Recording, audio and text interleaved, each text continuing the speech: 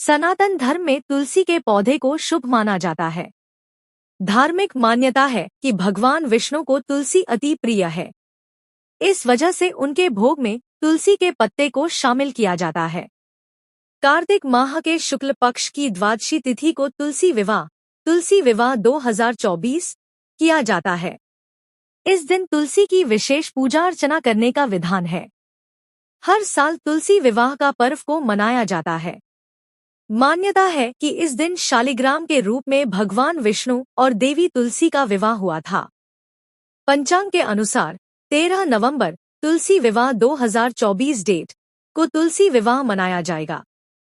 तुलसी विवाह की कथा पौराणिक कथा के अनुसार जालंधर की पत्नी का नाम वृंदा था। वह भगवान विष्णु की भक्त थी। उसके पति ने आतंक मचाया हुआ था, जिसकी वजह से सभी देवी देवता परेशान हो गए थे। उस राक्षस के अत्याचारों से छुटकारा पाने के लिए सभी देवी देवता जगत के पालनहार भगवान विष्णु के पास पहुंचे और उन्हें सारी बताई।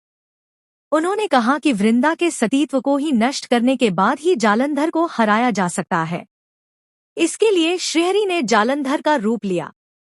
ऐसे में वृंदा ने उन्हें अपना पति समझकर स्पर्श कर लिया, जिसकी वजह से वृंदा का पतिव्रता धर्म खंडित हो गया। इसकी वजह से जालंधर की सभी तरह शक्तियां नष्ट हो गई और भगवान शिव ने युद्ध के समय उसका सिर धड़ से अलग कर दिया। मां लक्ष्मी ने वृंदा से कही ये बात।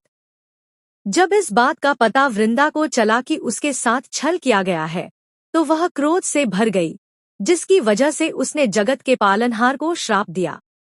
उन्होंने प्रभु को पत्थर बनने का श्राप दिया गया, जिसे भगवान विष्णु ने स्वीकार कर लिया और वे एक पत्थर के रूप में हो गए। ऐसा देख धन की देवी मां लक्ष्मी बेहद दुखी हुई और उन्होंने वृंदा से कहा कि वह अपना श्राप वापस ले लें।